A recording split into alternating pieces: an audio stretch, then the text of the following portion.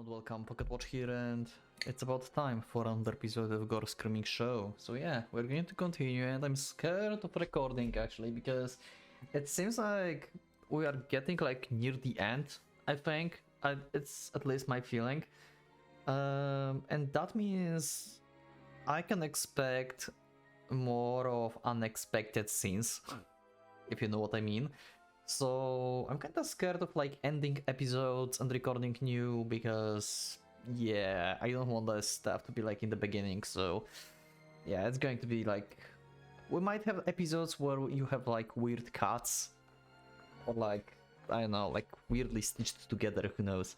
Anyway, let's just continue and let's see how are we going to deal with the next situation.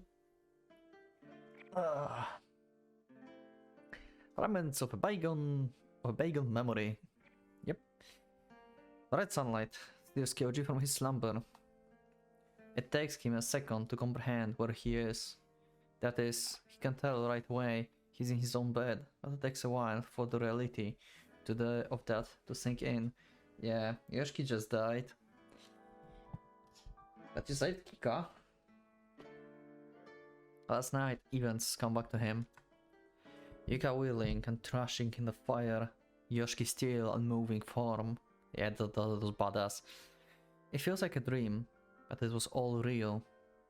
Yuka ended up going home after that. Oh, okay. Sure, why not? I was expecting her to stay actually with Kyoji.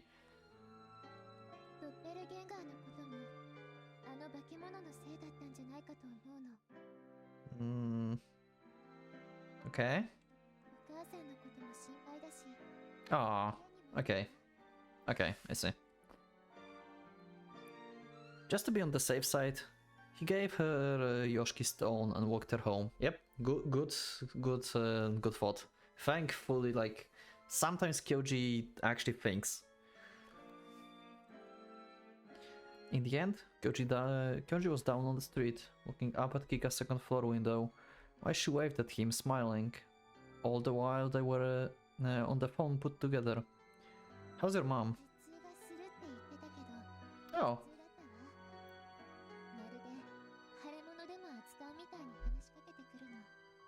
Huh. So Gore can take control of people without killing them, it seems. This is interesting. Because I thought like... Yeah, that teacher that was like taken control by Gore in the beginning of the game, I think he's dead, right? He died. I'm pretty sure he died. Actually, we never knew about him later, I think. They never mentioned him. Maybe he didn't die? And that was just my assumption? Huh. I don't know, maybe you know, you can let me know in the comments what happened to that teacher that Gore took control in the beginning of the game. I was sure that he died, but maybe I was wrong. Saying as she probably still believed the Amico fake story, that made sense. He could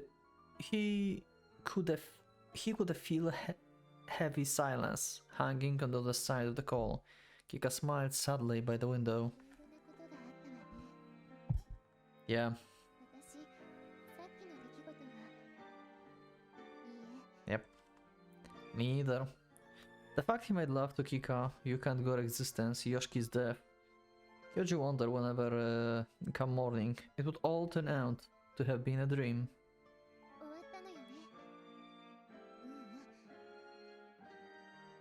Kyoji could see Kika place a hand on the window, looking down at him gently.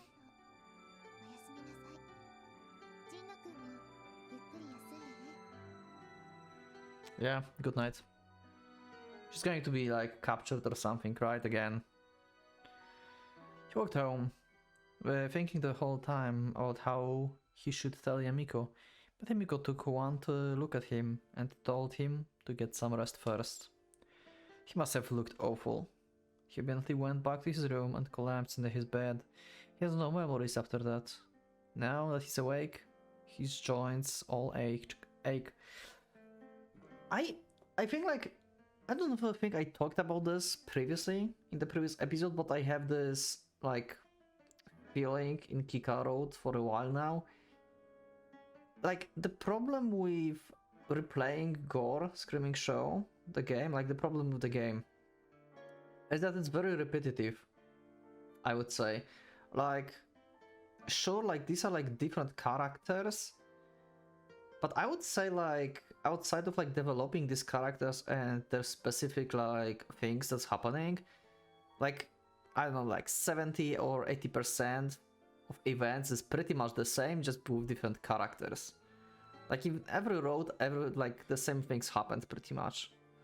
I have a feeling. And in Kika Road, it's just like getting like kinda really obvious at this point, right? I don't know, maybe this is just my fault, but when I think about like other visual novels I played on the channel, like this Ire, Muramasa, they also had like replay abilities or little busters even. Like you had to replay the game, but each road felt different, like extremely different. Like there were like some events that were like partially together, like the same, but most of the game felt different, like you actually played something else. And in Gore it's pretty much the same, just like with some minor details going on around. I hope that after we get like these like 3 initial roads, so I will finish Kika Road, that a lot will change, right? Because we are going to be away from like our usual road, I would say. Yeah. Anyway, that's my like one complaint about, maybe another complaint actually, about Gore Screaming Show.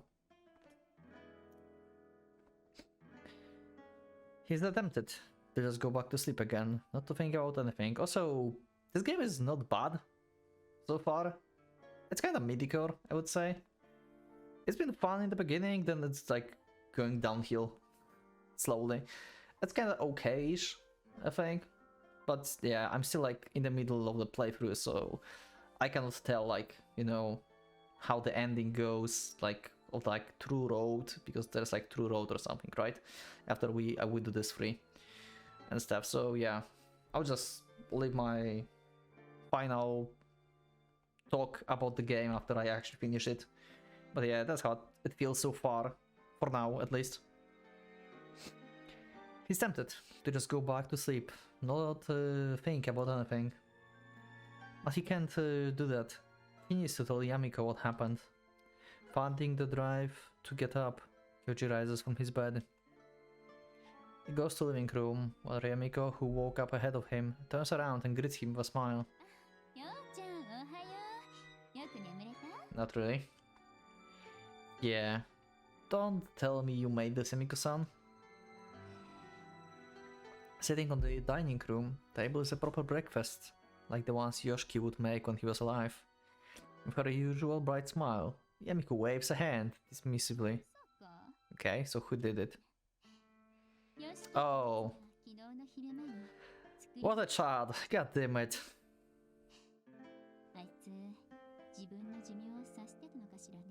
Aww. Yamiko-san. Kyoji is rendered speechless. Yep, pretty much. You knew it's coming, huh? Because you know backstory of him and his wife and stuff. You knew this is coming. You know more than we expect, I guess. He can't bring himself to answer. Kyoji himself hasn't fully accepted the reality of that fact yet. Of course not. But Yamiko just nods, like she's inferred everything from the expression on Kyoji's face.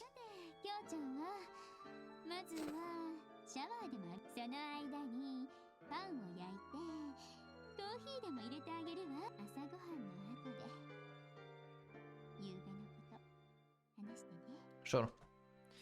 There's a hint of sadness in Yamiko's smile.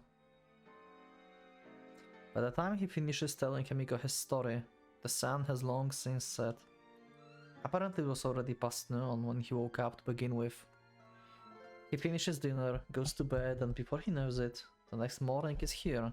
A strange feeling, like the entire day just flew by him. Yeah, I guess you're tired and stuff, like after everything, so you fall asleep and stuff pretty fast. Now it's Sunday. Yeah, not the best. Actually, Sunday is not the best day to wake up after like events like this, I think, because you are pretty much waking up in the situation when you feel like you can just lie down and do nothing and just like still be depressed. If that would be like Monday or something, then he would have to go to school and there's stuff to do. Yeah, he will be depressed, but like the people would talk to him and stuff, you know, that would be better. Like, this is like the worst possible day. Like the weekend for situations like this, I think. Let me know in the comments, what do you think? Do you agree or not? Yamiko says there's something she has to check out and goes out on her own. Koji feels completely empty. He can't conjure up the energy to do anything. He spends the day in bed. Yeah, and generally lazing about without doing anything in particular. He gets the feeling that Kika, who has shared the strange days and saw their conclusion with him, would understand this void within him. Maybe I should call her. But he has his doubts. He gets the feeling that with Yoshiki dead and the strange days over, Kika and he might go back to being just classmates. Yeah, about the strange days over, Kyoji. You saw how Yuka didn't die after getting shot basically in the head multiple times, right? Do you think like little fire can actually kill her? Come on. What was their bond? Was their bond genuine? Was it okay to see himself as her boyfriend at this point? After dwelling on it for a moment, he taps the call button. Kika picks up shortly after.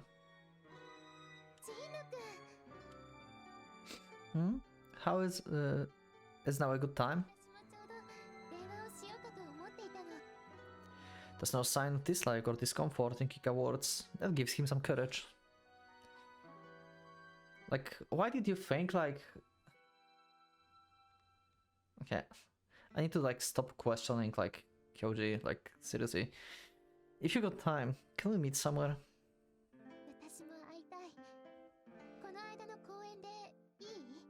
Sure. When he hears Kika say this in her gentle voice, it finally sinks in that she feels the same way he does. Okay, cool. In the park. Such a cool hoodie. When she shows up at the agreed meeting place, she looks 100% the calm honor students he knows. Has anything strange happened to you since that night?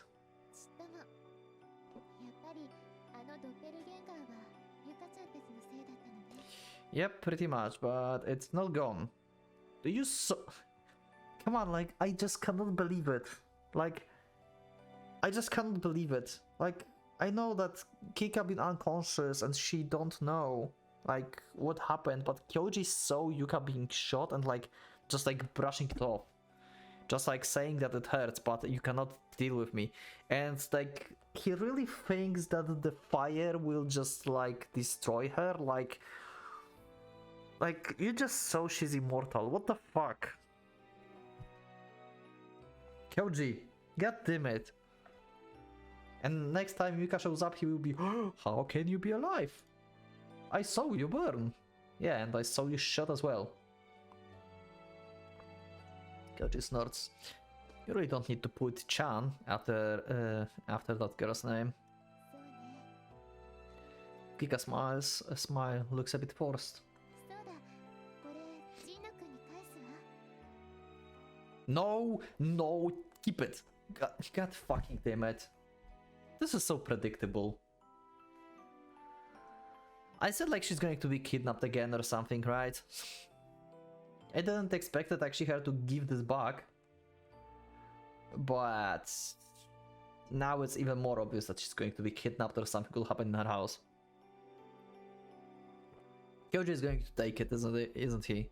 He's not going to be like, you know what, keep it on yourself, it will keep you safe, just in case, you know?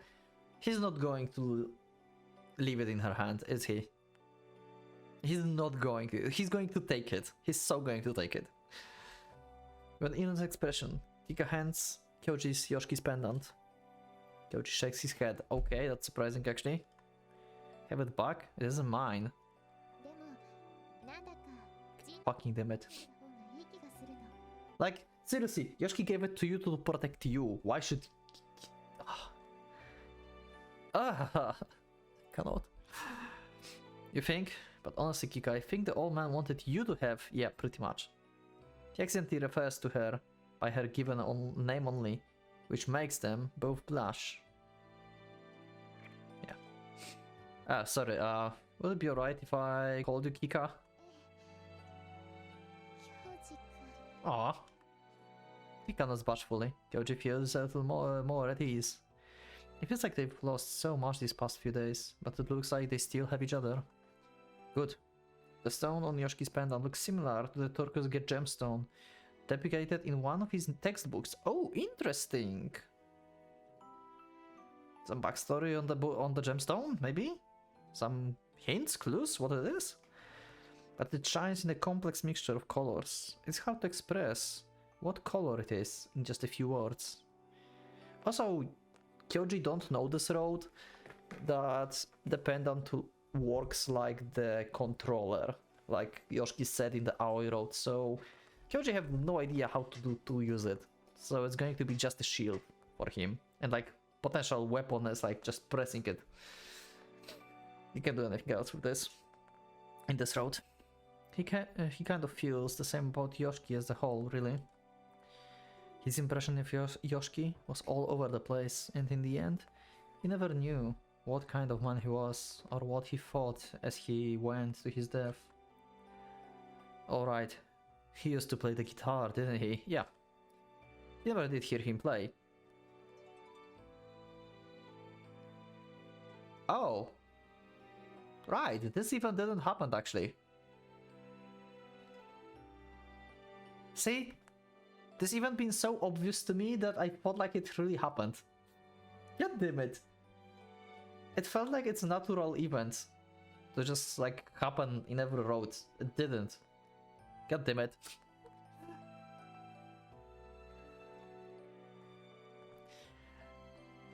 At that thought, he feels like something clamped down on his heart, like a fist. And the next day. Kika looks so gorgeous. On Monday morning, as soon as Kika enters the classroom, Akane swoops in on her. Okay?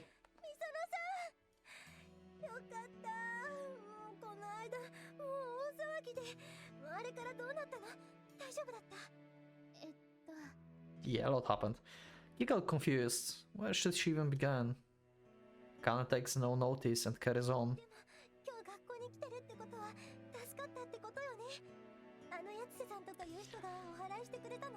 Yeah, kind of.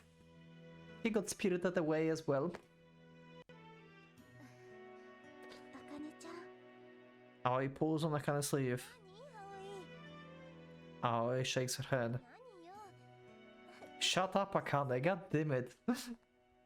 Akane suddenly climbs up and hurriedly takes a hanky out of her pocket. Yeah. Kika feels hot tears run down her cheeks. A murmur goes up around her. But that's all she can get out before she starts sobbing. Unable to bear it any longer, Kika covers her face with her hands. Akane doesn't ask her anything else. She just pats her back soothingly. Kika can't believe she just burst into tears in front of the whole class. Yeah, that's not very like her, but she lost someone she really looked up to last time. During class, she simply maintained a strained smile. Remembering how she cried makes her embarrassed, but whenever she remembers Yoshi, she can't help but start crying. She wants to see Kyoji as soon as possible. Kyoji is not in class? What the fuck is Kyoji? I'm confused. What the fuck is Kyoji? The hell? This doesn't make sense. Why is... She feels like being with him could put her at ease. He seems to be late today. Oh, okay. Maybe he isn't coming at all. He didn't say he would skip school when she saw him yesterday though. As she ponders this, sleepiness starts to overtake her. Kika shakes her head. She can't fall asleep in class. Despite her best intentions, her consciousness starts sinking into darkness. It's like being lured down by something, lurking in the depths. Another voice sounds distant. She can see other students snoozing in the classroom. Okay, classroom scene. There's going to be illusion from Gore because she gave up the pendant to Kyoji, right? I'm so sure of it. Yep. There it is. Her field of vision wavers. What hour is it? Okay, 20 minutes in. I think I'm going to be able to cut the stuff that will happen. Probably, because I expect some kind of like the scene. One of these. Because that's what usually happens when Yuka and Gore happens. Powerless to resist. Kika drifts away into slumber. Yep, the Gore soundtrack. Toned, supple arms embrace her body. Okay. A firm grief parts the faintly breathing clips of her loins and slips inside. What the fuck? What is happening? Moan escape her lips. Okay, is it a dream? I think she's like, but who is dreaming? Like, is it just some random person? The mass, feeling her absence, starts moving smoothly. She calls his name, so she tries to push her own hips towards him, but he teasingly pulls away. Each time, signals overflow from Kika's lips. The most pleasurable moment is when he rubs against her entrance. The sound of her own moans echoes in Kika's head. Moaning in front of the man she loves is embarrassing, but it's pleasurable in its own way. Okay, what is happening? Okay, I have two theories. One, this is a dream that Kika is saying. Second, Kyoji is absent in school because Yuka took the appearance and looks like Kika and came to Kyoji's house and just like using him now. Basically. But why looking like Kika? One of these things. The realization that the part of him as inside there is a wonderful one. His movements grow bolder. Maybe I will cut actually this some of these texts here. I'm not sure yet, but you get the general idea what is happening. She can feel he's close to the finish line. In her joy, Kika starts to move as well. Her breaths turn more labored and intense. Kika squeezes her eyes shut in ecstasy. Pleasuring him brings him pleasure in turn. I will go with the boobs. Okay? I might have the ass. Oh, this is... Okay, I see. She have a dream where there's like multiple Kyojis. I see. Okay, we're going this. Okay, we're going to do this. Okay, I see. At some point, there's more than one Kyoji. Great! Error of his conquered. She opens her eyes. Oh, never mind. This is not Kyoji. Never mind. We are back to the octopus. At some point, someone else has taken Kyoji's place. The octopus. Kika's eyes widen in shock. She doesn't like this. But while part of her does feel this way, she starts to accept the pleasure.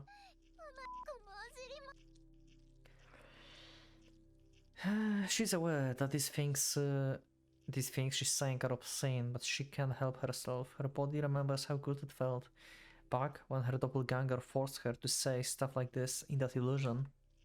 A voice asks her, "Hi, Gore.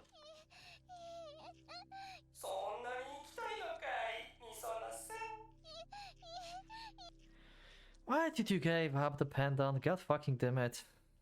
The voice crackles shrilly. Like, Gore voice is so uneven to everyone else. This is so fucking loud. This is basically on the level of my microphone, and it should be like half of it. Like every other character. Like, I swear, like, I'm sorry that your ears are bleeding, but this is like Gore fault. Hi, Yuka.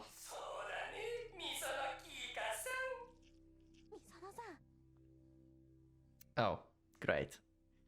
So she wakes up and the classroom is in the illusion. Great. So probably we're going to have a scene with the octopus in the classroom while everyone is watching, isn't it? Never mind. She did not eat octopus in the classroom. Okay, I guess this is not a cooking classroom class yet. When she wakes up, she lies. Every set of eyes in the classroom is on her. Anna was looking at her from the teacher podium, fairly smirking. Oh. She talked actually in oh. Well, that will hurt your reputation. Oh god, this is embarrassing. The boys and some girls all chuckle. Kika face burns with shame. Just what has she said? When Akane gets to her feet and says this, Ando, visibly intimidated, clears his throat. Yeah, sure. Yeah. Fuck you, Ando. Like, seriously. The freaking Sandman. Kika feels her heart racing. That was quite some dream. And in the middle of class too. And what's more, in the dreams, she had done it with that monster. Yeah, get the fucking pendant back. God damn it. I think like it's too late. She might be like already trapped in the illusion. Like, she won't be able to meet with Kyoji, I think, unless Kyoji actually actively find her with the pendant. I think like she's like isolated from him at this point.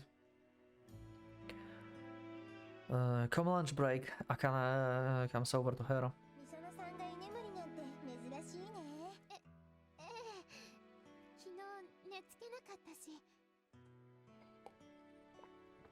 Akane seems pretty normal. Is it safe to assume she didn't say anything too weird in her sleep then?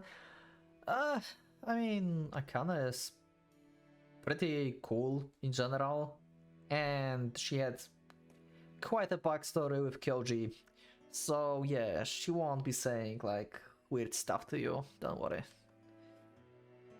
Look at her, being disconcerted about something, she said without any knowledge or having said it.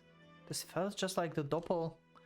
Kika shudders and hugs herself tightly. It doesn't bear thinking about. Whenever she realizes how rattled Kika is or not, Akane carries on with a smile.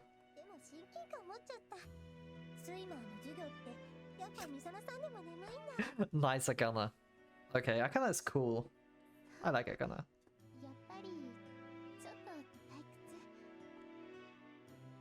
Maybe she hasn't fully shaken off the dream yet, because her body feels strange.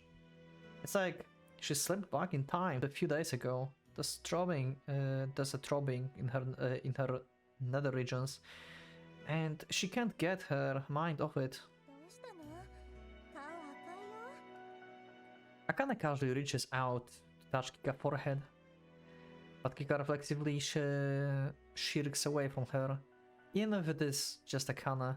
And after, if she only touches her on the forehead, right now she fears that she might be enough to make her moan out loud.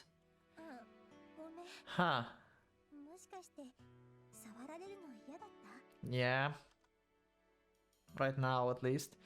Akane awkwardly retracts her hand. Kika does her best to play it off. Oh god, this is bad. Find Kyoji, get the pendant. Kika gets up. She can feel her skirt cling damply to her buttocks. Oh, right. Wet dreams, huh? Oh, great. More Gore soundtrack. That's going to be a long episode.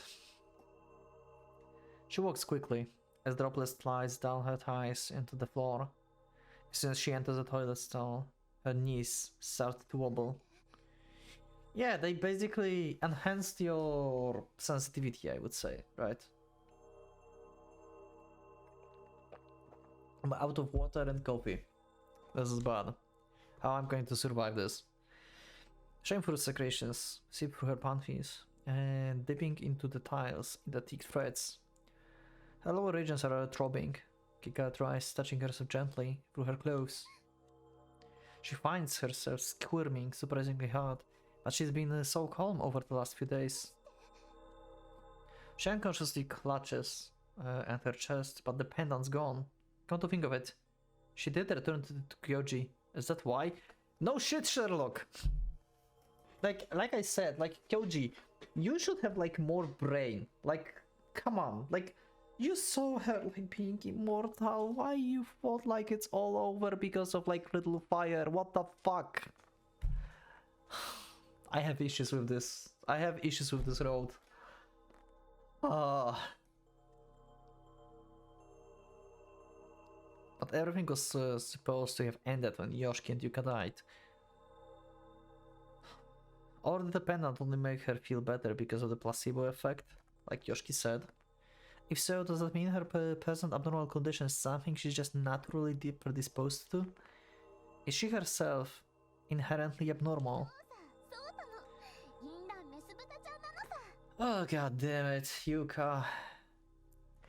Okay, what kind of scene are we going to have? Is it going to be only Kika doing stuff? Or we're going to have actually Gore and Yuka just joining in? Which one is it going to be? Is it the voice of her other self, which she thought to have banished from her mind? No doubt about it. She feels a dark emotion brewing in her heart. She really is a shameful person after all. So shameful she shouldn't be allowed to live on. So shameful, no one will blame her own mother for casting her aside. She wipes her crotch and returns to the classroom, desperately trying to act as calm as she can. And even the stimulus of wiping her solid crotch made her grasp and moan. The way her love juices kept flowing, she was afraid she would use up all the toilet paper. She actually came back to class? We had no scene in the toilet? What? Okay, this road is more unpredictable than I thought. At least like in this regard. I expect like to have the scene like in every step at this point in Kika Road. Like there's so many of them. I want to touch my... yeah. The English teacher's voice sounds distant in her ears, as if everything was muffled just for her. Nothing the teacher says reaches her. She constantly has to stop herself from reaching for her crotch. If she opened her skirt zipper and surreptitiously... I cannot pronounce this word. What the fuck is this? But it's like, probably means like obviously, or like publicly, just like, you know, just go for it. Reached into her skirt. Would anyone even notice? Or maybe it's like, maybe not openly, but like, you know, just being hidden, basically, right? What is this? Okay. If she were to sit with her body pressed tightly against her desk, so that her hands were hidden from sight, no one would be wiser, would they?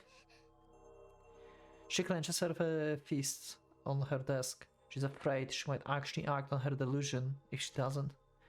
Even though she's wiped herself so thoughtfully, her crotch feels disgustingly moist and sticky again. Will this leave stains on her skirt? And what would she do once class ends? She won't be able to leave her seat during lunch break. What if someone thinks she wet herself? The shame would kill her.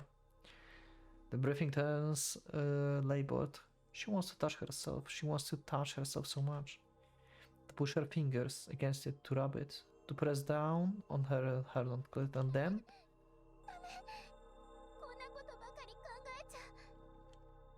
The teacher voice seems so far away. Yeah. If she doesn't keep her eyes on the blackboard, the teacher will reprimand her. She's especially strict. Kika grips her mechanical pencil hard, trying to focus on the blackboard. But the word starts to warp bit by bit. The letters the teacher written on the blackboard on chalk dance and swim before her eyes. Yeah, this is not anymore the normal classroom. The dancing letters start to go congregate at the center of the blackboard. A merry dance of upper and lower case. They stick together, then separate and gradually get bigger, like amoebas. Until they take the form of a naked woman who's spreading her legs before her. Okay, it's a doppelganger, isn't it? It's another Kika. Kika gasp. She knows this illusion, but even so, she can't tear her eyes of it. Yep, definitely. The check drawing gradually takes on color and this long, wavy, light hair. It's a drawing of Kika herself. Her hands creeps to her crotch. As soon as she's visibly moaning, her face flushed. The chalk drawn Kika keeps opening and closing her mouth like a stop-motion puppet. Yeah, she looks around the classroom. No one seems to notice anything untoward, even though the doppelganger has finally followed her, even here. Kika lewdness is exposed on the blackboard for all those to see and everyone staring at it. Yeah, when blackboard Kika touches a spot, the same spot gets unbearably hot. Oh great, so this is even like transferring the feelings. Great! Her fingertips move in a rubbing motion. Her fingertips get wet. Her head is spinning, her entire body burns with so much heat she's afraid she will melt. In a small corner of her mind, she's aware that the atmosphere in the classroom is changing. A murmur goes up. Everyone's eyes are fixated not on Kika on the blackboard, but on her. Okay, so basically Yuka and Gore created the illusion just for Kika, but since she started doing stuff in general, then everyone sees it now. Well, that's fucked. That's so fucked up. She can't stop. It was so good. Eventually, audible moans starts leaking from her lips. It was so good. The other Kika looks like she's having a good time too. She's so close, so close. Yeah.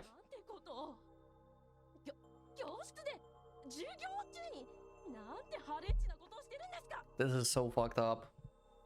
If this is like actually like her real classroom and like real teacher and this is like actually happening, this is so fucked up and so damaging.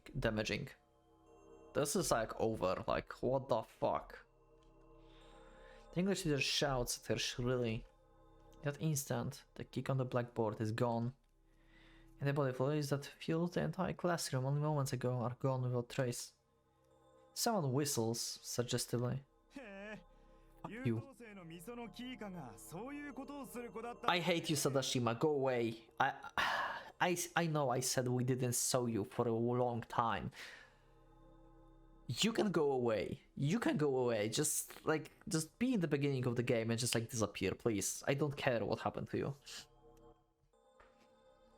The class roars with laughter. The muffled sensation has lifted just so abruptly. Everything goes back to being as clear and vivid as ever. And also I'm probably cutting some parts of the scene as well. And some bits. Basically, we know. Right? Like in general you have idea what happened, right? Like she started doing like stuff that's happened that the doppelganger did. On the... yeah. She can feel all the color drain from her face all at once. Her entire body goes cold. She's terrified. Her limbs feel frozen. What has she done? Whenever she looks, she sees people's eyes, their eyes. Or maybe I will not cut it because I will forgot. That's also a possibility.